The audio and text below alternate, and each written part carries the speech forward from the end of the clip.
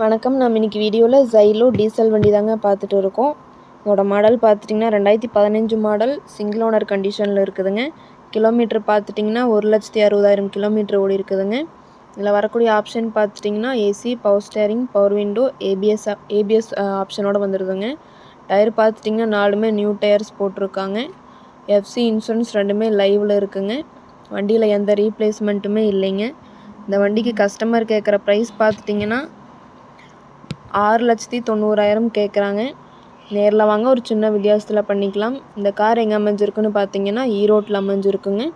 மேலும் இந்த காரை பற்றின டீட்டெயில்ஸ் வேணும்னா வீடியோ கீழே கான்டாக்ட் நம்பர் கொடுக்குறேங்க.